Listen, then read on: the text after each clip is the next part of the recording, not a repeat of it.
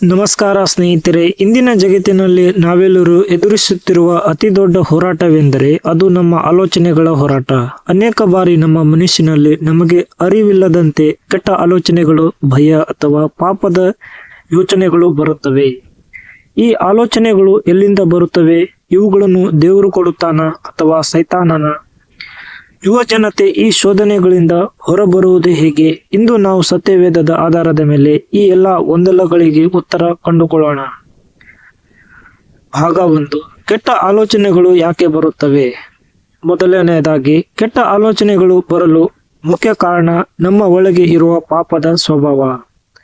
ಮೂಲ ಆದಾಮ ಮತ್ತು ಹವ್ವಳ ಪಾಪದ ನಂತರ ಮನುಷ್ಯನ ಹೃದಯವು ಸಹಜವಾಗಿಯೇ ದಾರಿ ತಪ್ಪುವ ಗುಣ ಹೊಂದಿದೆ. ಸತ್ಯವೇದ ಹೇಳುತ್ತದೆ, ಹೃದಯವು ಎಲ್ಲಕ್ಕಿಂತಲೂ ವಂಚನೆಯುಳ್ಳದ್ದು. ಯೆರೆಮೀಯ 17:9. ಪ್ರಭಾವ: ನಾವು ನೋಡುವ ದೃಶ್ಯಗಳು, ಕೇಳುವ ಮಾತುಗಳು ಮತ್ತು ನಾವು ಇರುವ ವಾತಾವರಣ ನಮ್ಮ ಆಲೋಚನೆಗಳ ಮೇಲೆ ಪ್ರಭಾವ ಬೀರುತ್ತವೆ. ಒಂಟಿತನ: ನಾವು ಒಬ್ಬರೇ ಇದ್ದಾಗ ಮನಸ್ಸು ಹೆಚ್ಚು ಅಲೆದಾಡುತ್ತದೆ.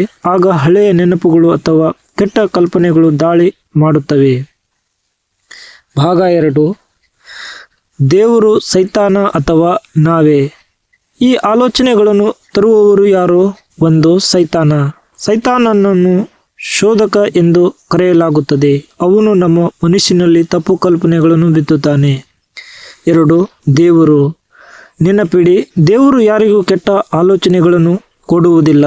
ಯಾಕೋಬ 1:13 ಹೇಳುತ್ತದೆ, ದೇವರು ಕೆಟ್ಟದಕ್ಕೆ ಶೋಧಿಸಲ್ಪಡುವವನಲ್ಲ, ಆತನು ಯಾರನ್ನು ಶೋಧಿಸುವುದಿಲ್ಲ. 3. ನಾವೇ.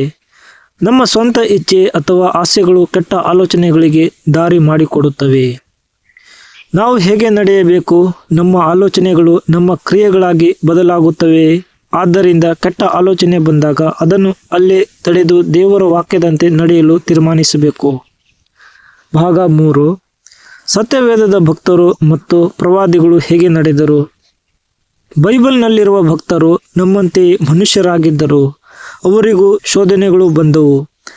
ದಾವೀದ ರಾಜ, ಆತನು ಒಂದು ಕ್ಷಣದ ಕೆಟ್ಟ ಆಲೋಚನೆಗೆ ಬಲಿಯಾಗಿ ತಪ್ಪು ಮಾಡಿದನು.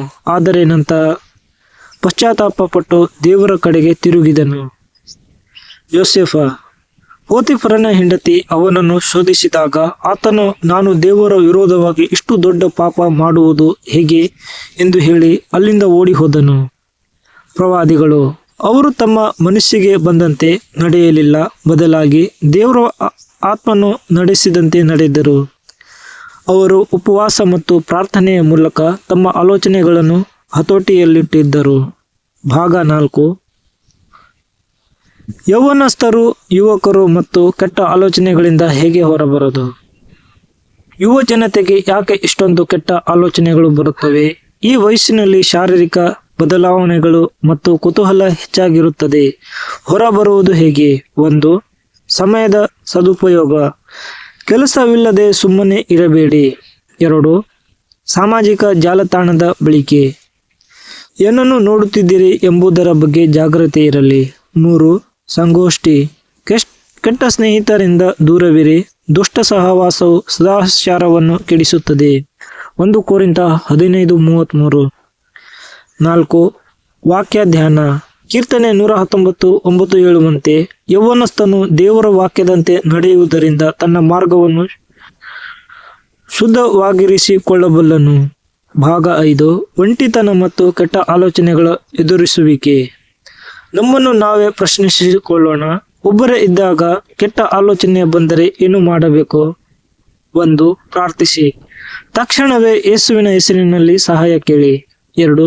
ಸ್ಥಳ ಬದಲಿಸಿ.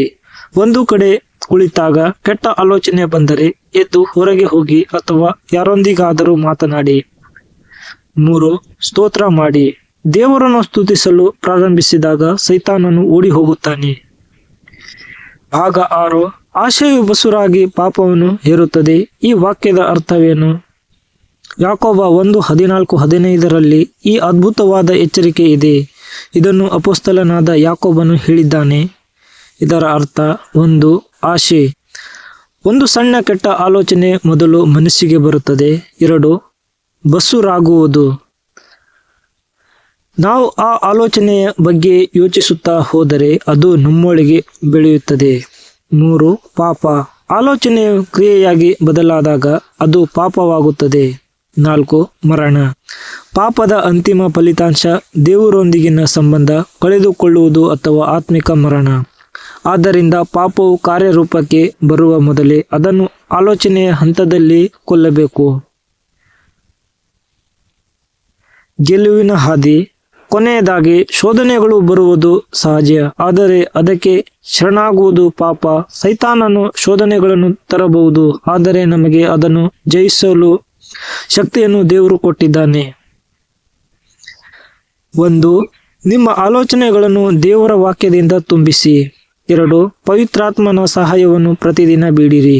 3. ನೆನಪಿಡಿ, ನೀವು ಒಬ್ಬರೇ ಅಲ್ಲ, ಯೇಸು ಕ್ರಿಸ್ತನು ನಮಗಾಗಿ ಎಲ್ಲವನ್ನೂ ಜಯಿಸಿದ್ದಾನೆ. ಈ ವಿಡಿಯೋ ನಿಮಗೆ ಇಷ್ಟವಾದರೆ ಲೈಕ್ ಮಾಡಿ, ಶೇರ್ ಮಾಡಿ ಮತ್ತು ನಮ್ಮ ಚಾನಲ್ಗೆ ಸಬ್ಸ್ಕ್ರೈಬ್ ಆಗಿ. ದೇವರು ನಿಮ್ಮನ್ನು ಆಶೀರ್ವದಿಸಲಿ. ಆಮೇನ್. ನಿಮಗೆ ಈ ವಿಡಿಯೋ ಹೇಗೆ ಅನಿಸಿತು ಕಮೆಂಟ್ ಮಾಡಿ ತಿಳಿಸಿ.